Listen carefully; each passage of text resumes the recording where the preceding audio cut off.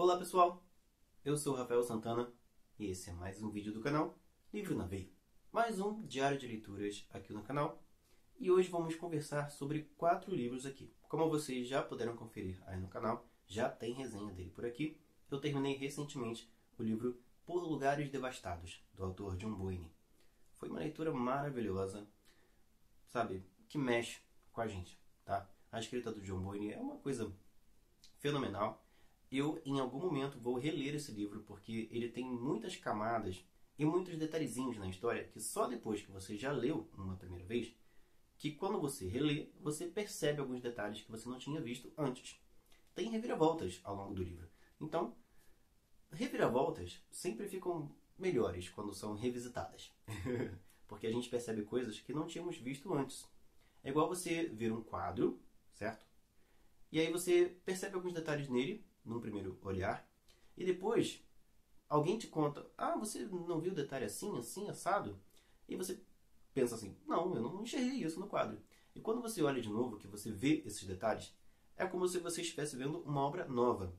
E livros com reviravoltas são mais ou menos assim. Você tem contato com determinados detalhes, mas outros passam desapercebidos. A partir do momento que você já sabe o que uma determinada história resolveu contar, você tem um novo contato com aquela história com um outro olhar, prestando atenção e vendo assim com mais destaque momentos e situações do livro, do texto, certo? Que você não tinha dado muita importância. Então, quando o livro tem reviravoltas, eu gosto de volta e meia reler, observar esses momentos da história que eu não tinha dado tanta importância antes. Leitura recomendadíssima, tá? Por Lugares Devastados. Bom, o próximo livrinho que eu vou comentar aqui com vocês está lá na nossa lista das 11 leituras que eu separei para serem as próximas leituras aqui do canal. Porém, ele não vai ganhar uma resenha, um vídeo específico separado só para ele. Estou falando desse livrinho aqui, A Árvore do Halloween, de Ray Bradbury. Eu estava com muitas expectativas para esse livro. Eu gostei a beça da escrita e da maneira como o Ray conduziu a história de Fahrenheit 451. Foi um livro muito bacana para mim, um livro que mexeu com algumas estruturas aí do camarada que vos fala. E quando eu peguei esse livrinho aqui, eu já sabia que seria um livro com uma pegada completamente diferente, que era uma história de aventura, contando diferentes lendas de como surgiu o Halloween ao redor do mundo. Um livro com 8 garotos, 8 ou 9 na verdade, como protagonistas. Mas o Ray mantém aqui a sua escrita trabalhada, poética, bem elaborada. E ele vai contando uma história sobre 8 amigos. O principal deles é o Tom Skilton. E tem um outro camarada aqui chamado Joey Pipkin, que durante o livro, coitado, sofre. É tipo o Will em Stranger Things na primeira temporada. E aí, o que acontece? Vou resumir aqui a trama para vocês. Bem, assim, sem grandes spoilers, tá? Eles saem, como qualquer outro grupo de amigos, na noite de Halloween, para caçar, doces por aí, pela vizinhança deles. Sempre dizendo aquela célebre frase, gostosuras ou travessuras. E aí, eles vão até a casa do Joey Pipkin para juntar, certo? Formar ali o grupo completo, que são 9 garotos. Faltava apenas o Joey Pipkin se reunir a eles para que a noite de Halloween ficasse completa de fato e o mais divertida possível, porque o Joey Pipkin é basicamente a alma do grupo. Todo grupo de amigos tem aquele que é a alma do grupo, sabe? O grupo não é a mesma coisa sem ele. E no caso aqui é o Joey Pipkin. Quando eles vão visitar o Joey, ele está aparentemente doente. Ele está assim meio fraco, meio debilitado, meio indisposto. Mas ele vai sair com eles. Só que aí ele combina com os garotos de eles irem na frente e irem para uma casa ali nas redondezas, que é uma casa bem tenebrosa e que provavelmente eles vão encontrar ali, naquela casa, todo o clima necessário para se ter um Dia das Bruxas épico. E o Joey irá depois, certo? Ele vai se encontrar com eles depois. Eles podem ir na frente. E é o que o Tom Skilton e os demais meninos, são muitos, então eu não gravei o nome de todos eles, é o que eles fazem. Aí um detalhe, cada um está com uma fantasia diferente. Tem um fantasiado de múmia, tem outro fantasiado de bruxa, tem um fantasiado de esqueleto, que é o Tom Skilton. E cada fantasia dessas, ao longo do livro, e conforme as lendas das origens do Halloween vão sendo apresentadas, cada fantasia, cada personagem que está ali representado pelas fantasias desses meninos vai sendo também relevante no decorrer dessas lendas, que eles vão viver e sentir na pele, tá? E aí eles vão para essa casa e se deparam com essa criatura aqui, ó. Tem uma ilustração bem específica só dele, que eu vou mostrar para vocês.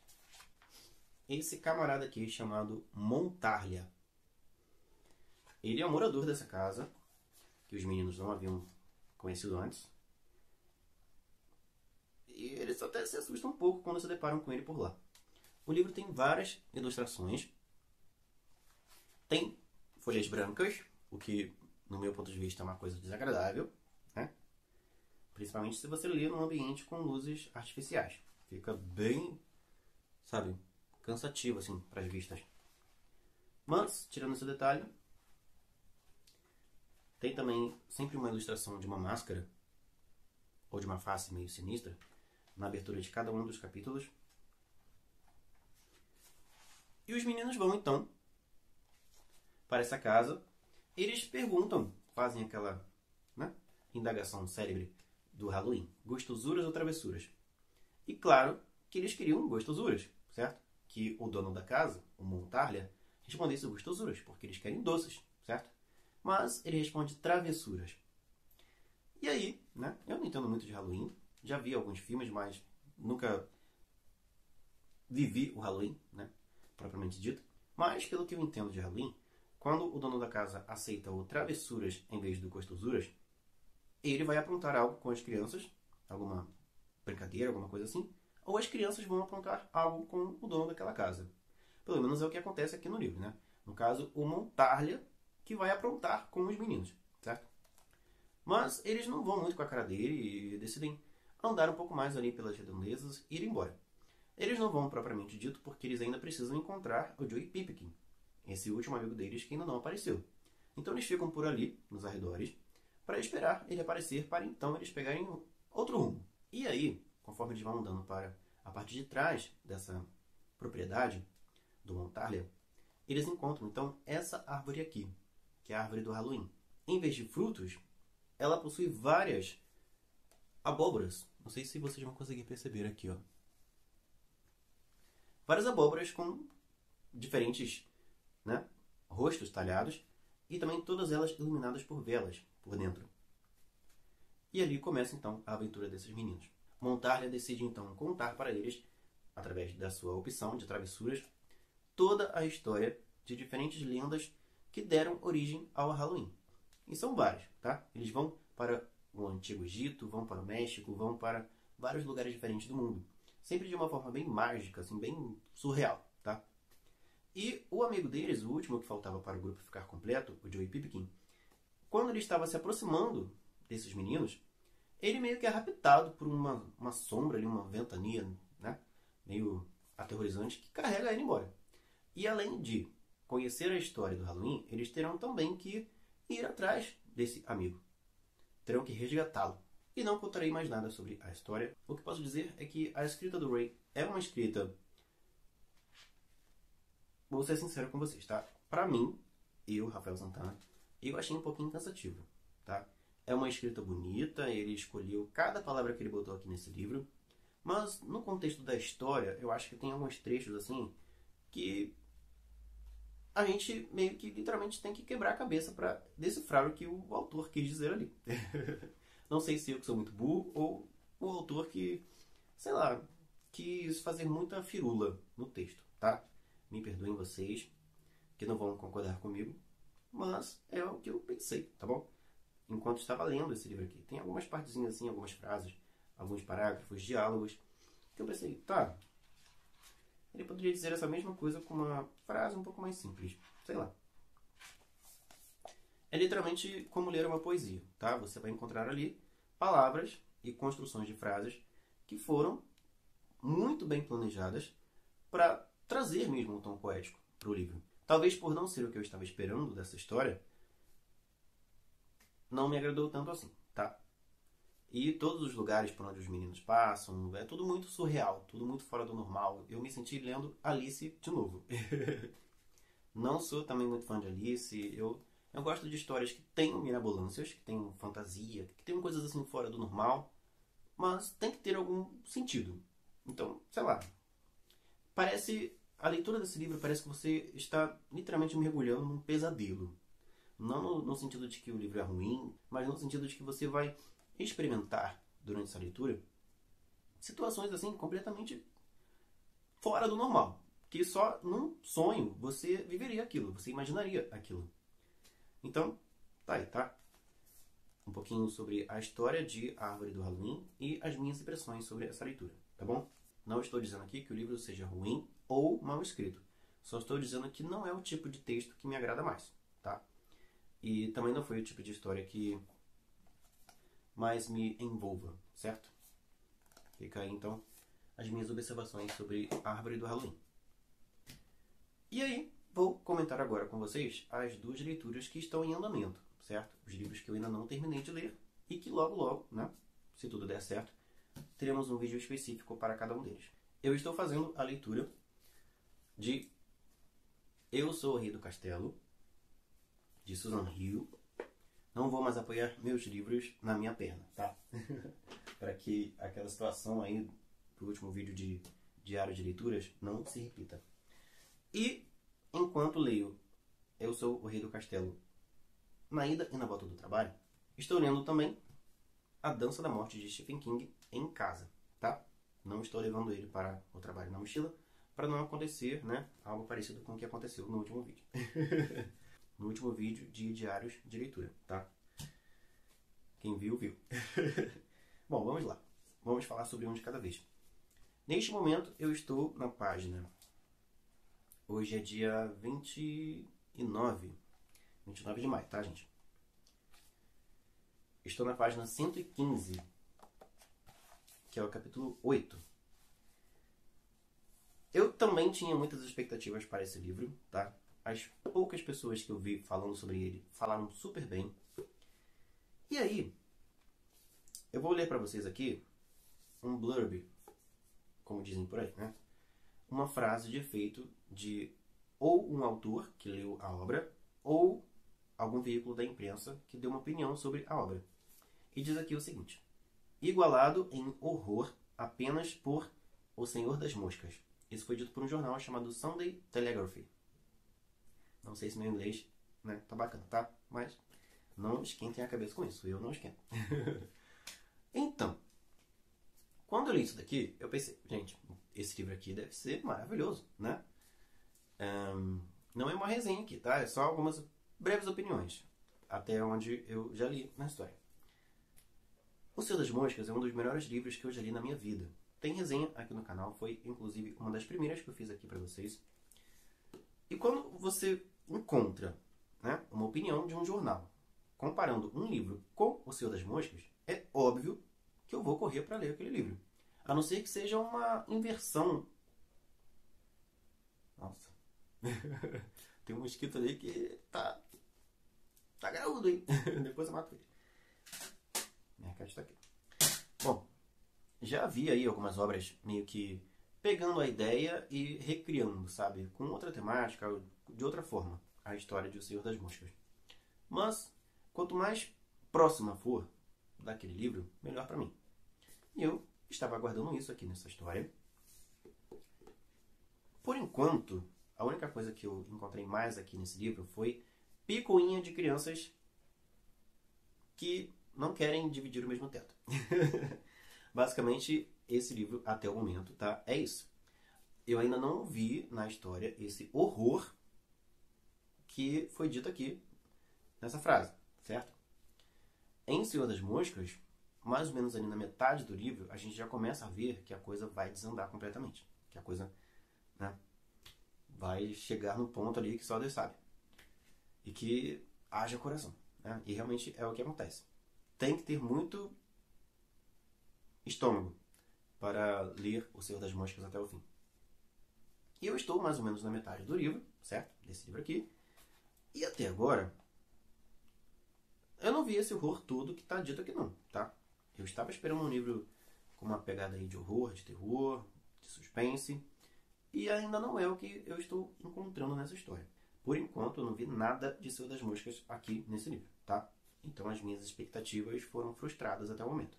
Pode ser que da metade para frente a coisa realmente descambe para uma situação assim de, sabe, de agonia, de aflição, de, né?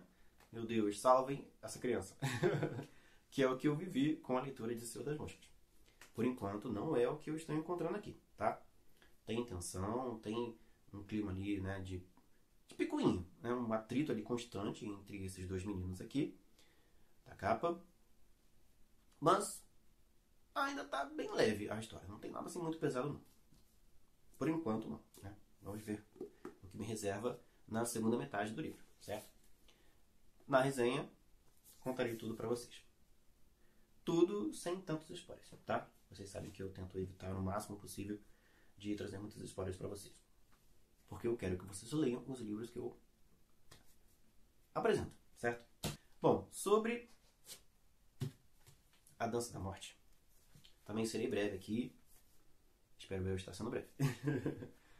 Para não trazer tantos detalhes aqui, porque eu até pensei em fazer vários vídeos, pelo menos uns 2 ou 3, sobre A Dança da Morte.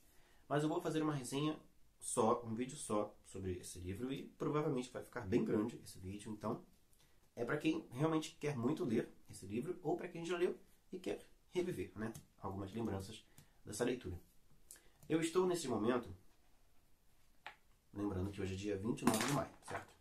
Neste momento eu estou na página 162, no capítulo 17. Já vivi muitas emoções aqui, tá? O capítulo 8 desse livro é a coisa mais agoniante possível.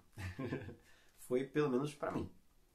É um capítulo em que basicamente várias e várias pessoas, né, vão se contaminando, uma passando para outra, é uma coisa assim, sabe?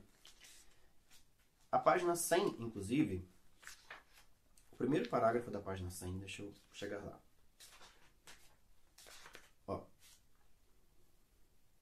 é o primeiro parágrafo. Sim, olha só, eu vou ler só esse trechinho para vocês, tá? Ele comeu um cheeseburger, não vou dizer quem, e de sobremesa uma fatia de torta de morango. Teve um leve resfriado, um resfriado alérgico, talvez, e ficou espirrando e cuspindo. Durante a refeição, infectou o estabelecimento, o lavador de pratos, 2 caminhoneiros numa mesa do canto, o homem que veio entregar pão e o que veio trocar os discos no jukebox. Deixou de gorjeta para a gentil garçonete que o servira uma nota de $1 repleta de morte. Esse capítulo basicamente é só isso, tá? Vários personagens diferentes espalhando aqui a doença, que é o tema central aqui da trama. Todo o livro do Stephen King tem uma força, né? uma presença maligna na história. E aqui nesse caso é essa doença, essa gripe aí, né, terrível, que escapou de uma base militar. Até o momento estou gostando bastante da história, tem vários personagens aqui. Teve um capítulo específico sobre um rapaz que foi agredido, que eu não entendi muito bem, porque ele não tinha aparecido antes e também ainda não apareceu de novo. Eu não sei ainda qual a importância que ele vai ter na trama. Os 2 personagens que eu entendi aqui, até o momento, que são os mais relevantes, até onde eu li o livro, são a Franny, que está grávida. Ela tem 21 anos, estava na faculdade e, né, teve um tchan-tchan-tchan ali com um camarada chamado Jess e acabou ficando grávida. E teve todo um atrito, né? Olha, a cena dela com a mãe, encontrei uma mãe pior que a mãe da Carrie. Tá? O Stephen King gosta de escrever mães detestáveis, né? Eu acho que ele teve alguns problemas com a mãe dele, não sei. Bom, e tem também o Larry, que é um músico em ascensão e tudo mais, um cantor e compositor também. Só que, né, ele ficou meio vislumbrado pelo sucesso e acabou metendo os pés pelas mãos em algumas coisas. Se você ficar da noite para o dia famoso, muito conhecido, né, fazendo muito sucesso, ganhando muito dinheiro, não dê uma festa regada a bebidas e drogas para pessoas que você mal acabou de conhecer, tá? Porque senão você vai se enrolar. Como o Larry se enrola aqui também no comecinho desse livro. A relação dele com a mãe é muito mais agradável, muito mais, né, gentil ali entre os dois. Apesar de que a mãe do Larry é uma coroinha que fala na lata algumas verdades para ele. Mas é muito mais interessante, assim, as duas relações da Franny com a mãe dela, que é completamente psicótica, uma mulher assim fora do normal. Maluca mesmo, tá? Detestável. E a relação do Larry com a mãe dele também, que no caso é uma senhorinha que fala na lata o que pensa, mas é muito amável. Ela ama o filho, ao contrário da mãe da Franny. Por enquanto, assim, no meu olhar de leitor, esses dois são os protagonistas do livro. São os que mais apareceram e tudo mais, né? Os que tiveram um desenvolvimento maior, certo? Tanto eles quanto os personagens que estão em torno deles. E tem outros personagens aqui também, que a maioria já bateu as botas. E está interessante, né? Toda a questão assim de o controle, tanto de informações quanto de contenção da doença que está se espalhando aqui, que os governantes e os cientistas por trás desses governantes, né? Usados por esses governantes, tentam fazer aqui. E já teve também outros personagens bem detestáveis. Teve uma dupla aqui, Poke e Lloyd, que foi destaque no último capítulo que eu li, que eu estava torcendo para os dois morrerem também. Cadê essa doença que não contamina esses dois? O Poke falando, eia, eia, sabe? E quando ele queria matar alguém, ele não dizia, vou assassinar a pessoa. Vou pokerizar, acho que era assim que ele dizia. E eu falava assim, quem vai pokerizar esse camarada aí? Já passou da hora. Eu odeio personagens detestáveis, tá? Não sou o tipo de leitor que passa pano pra vilão, não. Se uma pessoa faz coisas erradas, eu torço o quanto antes pra ela morrer. É assim que eu faço. Pode ser a história que for, tá? Pode ser um filme, uma série, um anime, um livro. Fez, sabe, injustiças, maldade, ruindade, tem que morrer. Tem que ir logo pro inferno. Mas é isso, estou gostando da leitura até aqui. Tem sido uma ótima leitura, tá? Até o momento.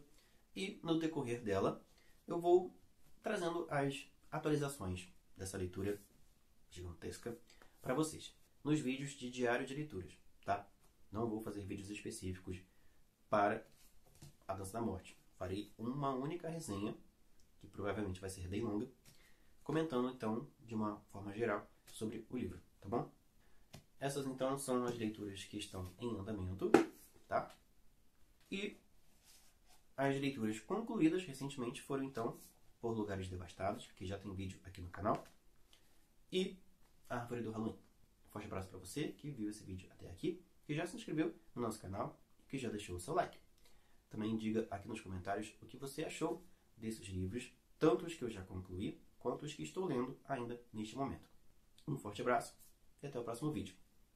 Tchau!